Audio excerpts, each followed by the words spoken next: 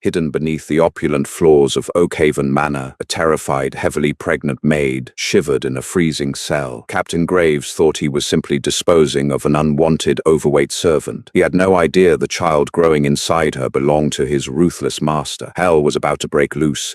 Clara Jenkins hauled the heavy commercial-grade mop bucket across the imported Italian marble of Oakhaven Manor. At 240 pounds, her knees ached with every agonizing step, and the cheap, starchy polyester of her maid's uniform chafed mercilessly against her thick thighs. It was 3 a.m. The sprawling estate in upstate New York was deathly quiet, save for the rhythmic sloshing of her mop and the harsh chemical scent of industrial Lysol that burned her nostrils. To the elite, terrifying beings who owned this estate, Clara was less than a ghost. She was a piece of the furniture, a slow, fat human who scrubbed their floors and kept her eyes glued to her scuffed orthopedic shoes. Oakhaven Manor was not just a home, it was the corporate headquarters for Aldrich Holdings, a multi-billion-dollar private equity firm that served as a flawless modern front for the most powerful vampire court in North America. The staff knew the rules: never make eye contact with the board members, never enter the West Wing without an escort, and never under any circumstances question the strange nocturnal hours of their employers. Clara kept her head down. She had medical bills from her late mother's stay at St. Jude's Hospital, piling up a rusted 2008 Chevy Impala that barely started, and a desperate need for the exorbitant hazard pay the Aldrich family offered. She thought her size made her invisible. She believed her soft, heavy body and flushed cheeks made her entirely unappealing to the cold, statuesque immortals who roamed the halls. She was wrong. Dominic Aldrich, the CEO of the firm,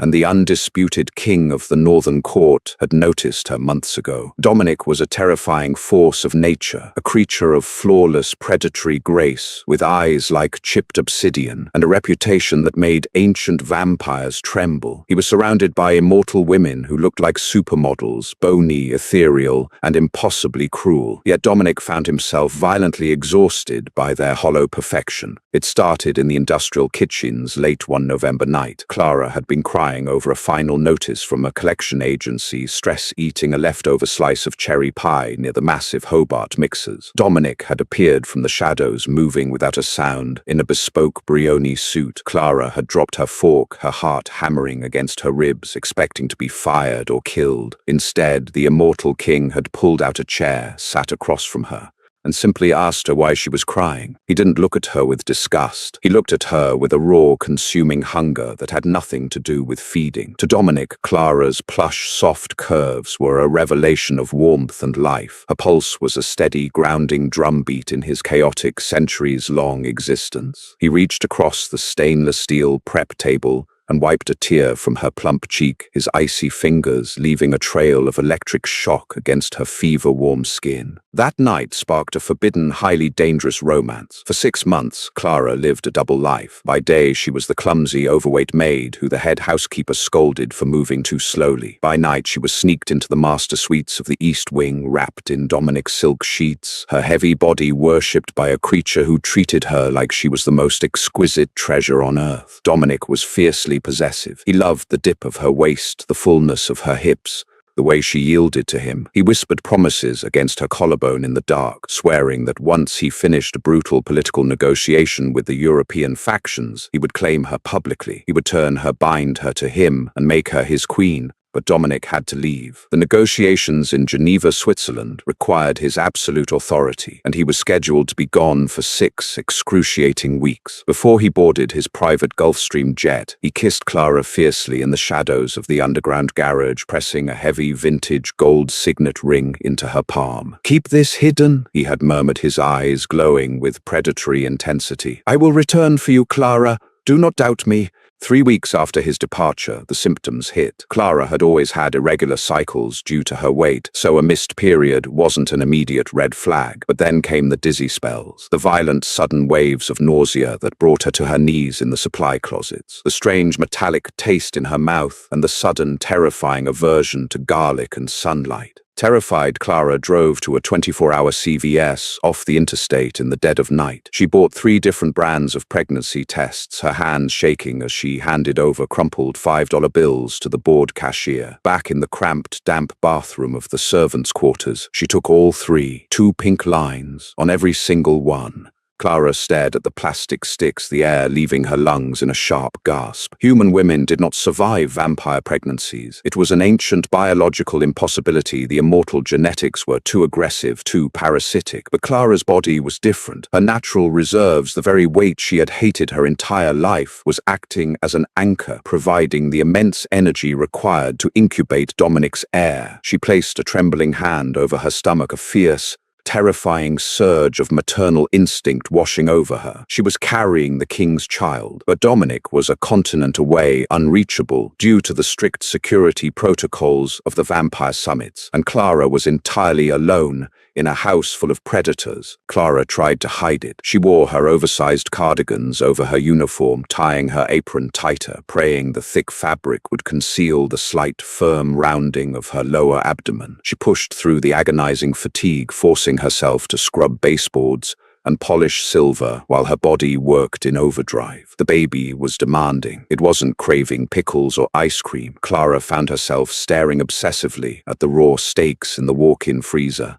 her mouth watering with an unfamiliar primal urge. But in a house full of apex predators, secrets have a scent. Captain Victor Graves was the head of Oakhaven Security, a ruthless, deeply prejudiced vampire who viewed humans as nothing more than livestock. Graves was a loyalist to the old ways, disgusted by Dominic's recent leniency toward the mortal staff. Graves had exceptional senses, even for his kind. He noticed the change in Clara's heart rate. He noticed the heavy, rich scent of elevated hormones, and most damning of all, he noticed the faint, impossibly fast secondary heartbeat echoing from the fat maid's core. Graves cornered her in the laundry room on a Tuesday evening. The massive industrial washers were spinning, masking the sound of his approach. Clara turned around, dropping a basket of towels as Graves and his second-in-command, Lieutenant Simon Miller, blocked the only exit. "You're sick, Miss Jenkins," Graves sneered, his lip curling in undisguised revulsion as he looked her up and down. He took a step closer, his eyes narrowing. "No, not sick, parasitic. You're breeding."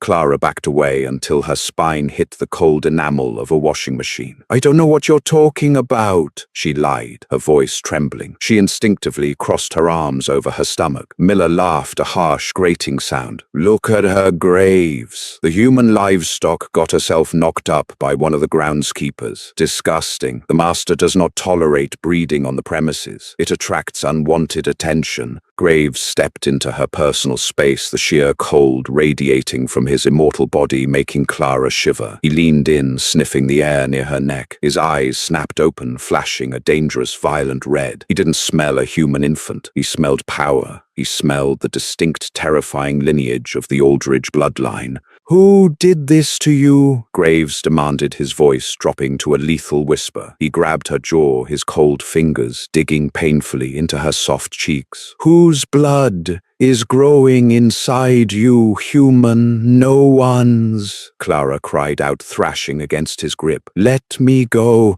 Graves wasn't a fool. He knew Dominic had been acting strangely before his departure to Geneva. He knew the king had been spending hours unaccounted for. The realization hit the captain like a physical blow. The king of the Northern Court had soiled his lineage with a pathetic, overweight human servant. It was a disgrace. It was a political disaster that would make Oakhaven the laughingstock of the European factions if it ever got out. Graves made a split-second, treasonous decision. The child could not be allowed to exist, and Dominic could never know it had been conceived.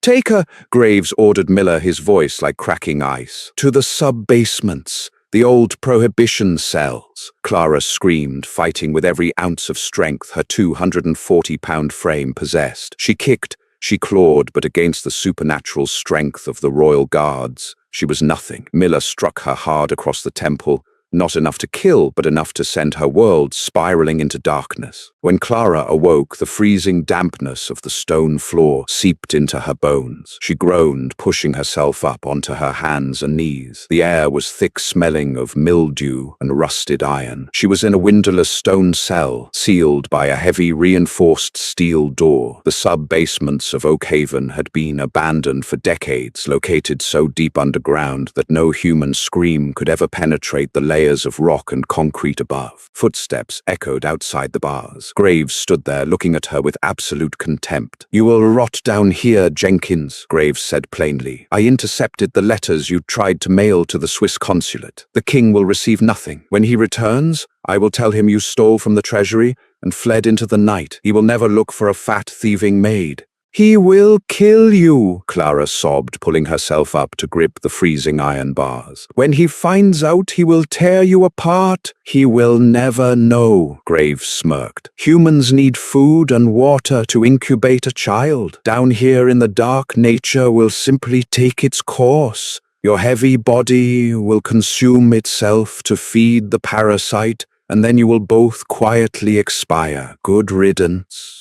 The guards abandoned her to the suffocating dark. For the first few days, the psychological torment was worse than the physical. Clara wept until her throat bled, screaming for help that would never come. She huddled in the corner, wrapping her arms around her knees, trying to preserve her body heat. She was terrified for her baby, terrified that Graves was right. But as the days bled into weeks, something miraculous and terrifying began to happen. The child inside her was not human, and it refused to let its mother die. Clara's body began to adapt in frightening ways. The baby, carrying the dominant predatory genes of the Vampire King, started altering her physiology to ensure their mutual survival. Clara's vision sharpened, piercing through the absolute darkness of the cell. She could see the cracks in the stone, the scurrying rats in the corners. Her hearing expanded until she could hear the water rushing through pipes, floors above her, and the distant, muffled footsteps of the guards on the main level. The baby was feeding on her fat reserves, yes, but it was also flooding her system with immortal resilience. Her aches and pains vanished. The cold no longer bothered her. When a large rat ventured too close to her foot, Clara didn't scream. A sudden, terrifying instinct took over. Her hand shot out with blinding speed, snapping the creature's neck. She wept as she tore into it, her body demanding the raw protein, the iron-rich blood coating her lips. She was losing her humanity,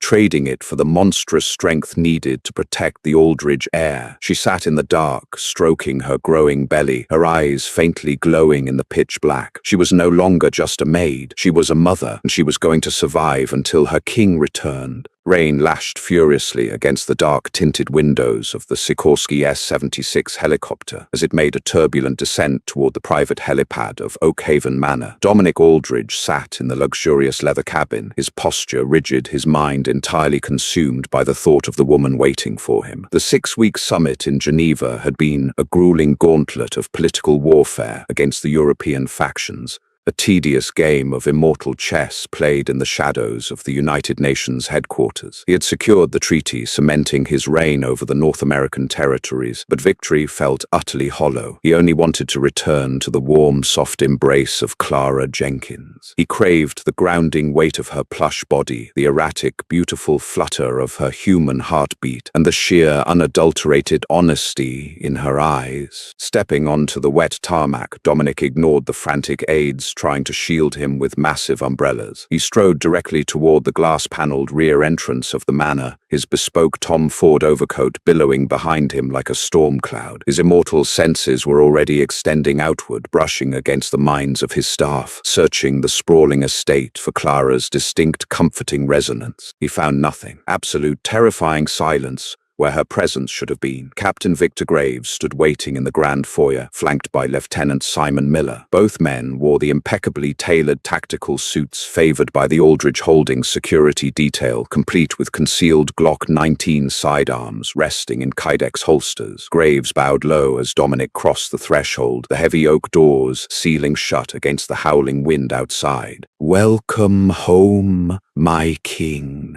Graves stated, his voice a perfect cadence of manufactured respect. "The estate is secure. The board members have been briefed on your successful negotiations." Dominic did not care about the board. his obsidian eyes locked onto Graves, his voice a low, dangerous rumble that rattled the crystal chandelier overhead. "Where is Miss Jenkins? She is not in the servants' quarters. Her presence is absent from the grounds." Graves did not flinch, though his pulse gave a microscopic, barely perceptible leap. "I deeply regret to inform you, sir, that the human maid is gone. 3 weeks ago, we discovered the petty cash safe in the West Wing had been breached. $50,000 in unmarked bills were missing. Security footage showed Miss Jenkins packing her belongings into her Chevy Impala and fleeing the property in the middle of the night. We attempted to track her, but she crossed state lines, and we assumed you would not want us wasting resources on a thieving mortal." Silence fell over the foyer. It was a heavy, suffocating silence that made the air pressure drop. Dominic stared at his captain of the guard, his ancient predatory mind processing the information. He slowly unbuttoned his wet overcoat, handing it to a trembling footman without breaking eye contact with Graves. "She stole from me, and she ran." Dominic repeated the words, tasting the sheer impossibility of them.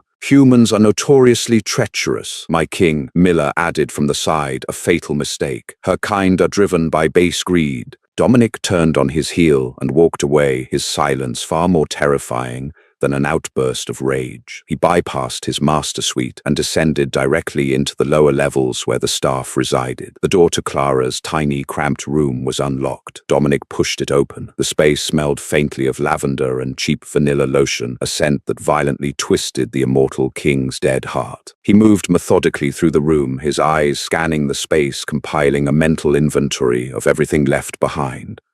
The medication. On the chipped laminate nightstand sat her albuterol asthma inhaler and a half-empty bottle of prescription thyroid medication. Clara would never survive a long drive without them. The footwear neatly tucked under the bed were her custom-fitted orthopedic work shoes. At 240 pounds, Clara required immense arch support to walk for long periods. Leaving them meant choosing agonizing pain. The mother's relic, hidden beneath a loose floorboard, a place Dominic knew about because Clara had whispered the secret to him in the dark, was a tarnished silver locket containing a picture of her late mother. She would have burned the house down before leaving it behind. Graves was lying. A cold, absolute fury began to crystallize in Dominic's chest. He reached into his pocket and pulled out his phone, dialing Harrison, his most trusted financial auditor, based out of a high-rise in Manhattan. "Harrison, check the routing numbers for the medical debt associated with Clara Jenkins at St. Jude's Hospital," Dominic ordered quietly. "Right away, sir. Give me 1 moment." The sharp clacking of a mechanical keyboard echoed through the receiver. "Sir, the accounts are in severe default. Multiple final collection notices have been issued in the last 3 weeks. No payments have been made." If Clara had stolen $50,000, her very first act would have been to pay off her mother's crushing medical debt. She hadn't run. She had been taken. Dominic closed his eyes, tapping into the ancient magic that flowed through his veins. Before he left for Switzerland, he had given Clara a vintage gold signet ring. That ring was not merely a piece of jewelry. It was forged in the fires of the old world, bound to the Aldridge lineage. If the wearer was in distress, the metal would act as a beacon to its master. Dominic reached out with his mind, tearing past the layers of brick mortar and drywall, searching the earth for the hum of the enchanted gold. He felt it. It was weak, muffled by tons of solid concrete and lead-lined pipes, but it was there. It wasn't driving away on an interstate. It was directly beneath his feet, straight down. Dominic moved. He didn't walk. He became a blur of kinetic violence. He reappeared in the security control room, moving so fast that the human monitors couldn't even register the shift in the air. Miller was sitting at the primary console, drinking black coffee. Dominic's hand wrapped around the lieutenant's throat, lifting the immortal soldier off the floor with effortless, terrifying power. "The prohibition cells," Dominic hissed, his fangs fully descended, his eyes burning with the fires of hell. "You put her in the dark. Why?" Miller choked, his hands clawing uselessly at Dominic's iron grip. Graves ordered it. She was breeding my king. The fat human was carrying a parasite. It was an abomination." The words struck Dominic like a physical blow. Breeding. Clara was pregnant. She was carrying his heir, an impossibility that had somehow taken root in the sanctuary of her soft, heavy body, and his guards had locked her in the freezing, lightless depths of the earth to starve. With a sickening crack, Dominic snapped Miller's neck, tossing the broken body aside like a rag doll. The king of the Northern Court was going to war. Down in the suffocating blackness of the sub-basement, Clara was no longer weeping. The weeks of isolation, starvation, and freezing temperatures had stripped away the terrified, clumsy Maid, leaving behind something entirely new. She crouched in the corner of the cell, her heavy body acting as a phenomenal biological fortress for the child growing rapidly inside her. Her plush thighs and thick waist, the very features the cruel world had constantly told her to hate,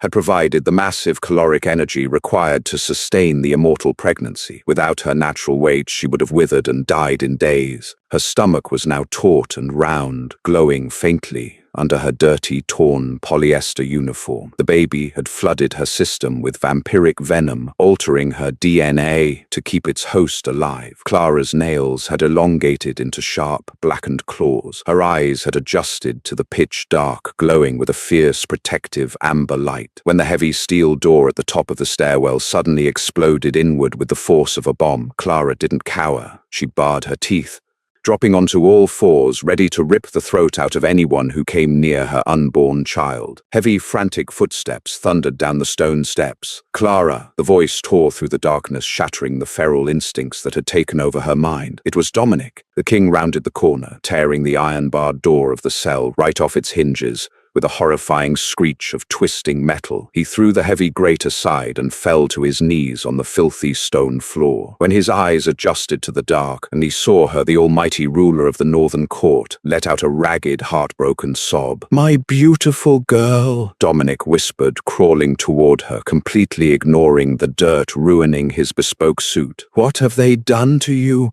Clara trembled, the monstrous facade breaking as she recognized the man she loved. She collapsed forward, her heavy, pregnant body falling into his arms. Dominic caught her, wrapping his coat around her shivering shoulders. He felt the firm, undeniable swell of her stomach against his chest, and he felt the impossibly fast, strong heartbeat of his child echoing from within. The impossible had happened. Her magnificent, resilient body had shielded his air. "He said you would never look for me," Clara cried, burying her face into his neck, her voice raspy from disuse. "Graves said you would let me rot because I was just a fat maid." Dominic's hands tightened around her, his expression twisting into a mask of pure, unadulterated sadism. "Captain Graves is going to learn exactly what happens to those who touch my queen." Dominic carried Clara out of the abyss, holding her against his chest as if she weighed nothing. When they reached the main floor, the entire household guard was waiting in the grand foyer, armed and uncertain. Graves stood at the front, his face pale as he realized his treason had been exposed. "My king," Graves stammered, raising his hands. "I was protecting the lineage. The human is unfit. Look at her. She is a grotesque mortal." Dominic didn't speak. He gently set Clara down on a velvet chaise lounge, ensuring she was comfortable before turning to face his captain. Dominic moved with blinding speed. He didn't use weapons. He used his bare hands. He tore through Graves's tactical armor as if it were wet paper. The punishment was severe, a brutal, highly public execution in the center of the imported marble foyer to serve as a permanent lesson to the rest of the court. Graves was dismantled, his immortal existence ending in a display of absolute ruin that left the remaining guards dropping to their knees in sheer terror, pledging their undying loyalty to the king and his new queen. That night, in the safety of the master suite, Clara went into a premature, violent labor. The immortal child was too strong, demanding to enter the world. The Aldrich Holdings private medical team, flown in from Johns Hopkins on an emergency charter, frantically tried to stabilize her, but human medicine was useless against an ancient lineage. Clara's heart began to fail. "Turn her," Dominic ordered the chief physician, dismissing the terrified humans from the room. He climbed into the bed beside Clara, taking her trembling hand. "I am not losing you." Dominic bit into his own wrist, the crimson ichor of the king welling up thick and potent. He pressed his wrist to Clara's lips. "Drink, my love. Let the old life go." Clara swallowed the burning metallic liquid. Fire erupted in her veins, rewriting her mortality. The pain of childbirth vanished, replaced by an overwhelming surge of immortal power. Her heart stopped, then restarted with a thunderous, supernatural rhythm. She screamed, her spine arching, and in that moment of fiery rebirth, the heir to the northern court was born. When Clara finally opened her eyes, they were a brilliant, piercing crimson. She was no longer human, but unlike the bony, emaciated vampire women of the court, the venom had perfectly preserved her heavy plush figure, freezing her in the glorious, abundant form that had saved her child's life. She was magnificent. Dominic placed the healthy, screaming infant boy onto Clara's chest. The baby immediately quieted, sensing his mother's immense power. Dominic leaned down, kissing Clara's forehead, then her lips worshipping the woman who had defied death itself. Oakhaven Manor would never be the same. The staff bowed deeply when Clara walked the halls, no longer a clumsy maid, but the fierce, radiant queen of the Northern Court. She ruled by Dominic's side with absolute authority, her plush curves draped in custom Oscar de la Renta gowns a living testament to the fact that true power and true beauty cannot be measured by a tailor's tape, nor can it ever be locked in the dark. Did Clara and Dominic's intense supernatural journey leave you breathless? If you loved the drama, the fierce revenge, and the ultimate triumph of the underestimated queen, hit that like button right now. Share this incredible story with your friends who crave dark romance and satisfying twists. And don't forget to subscribe to our channel for more thrilling, high-stakes vampire lore and audio dramas. Drop a comment below. What was your favorite moment of Dominic's revenge?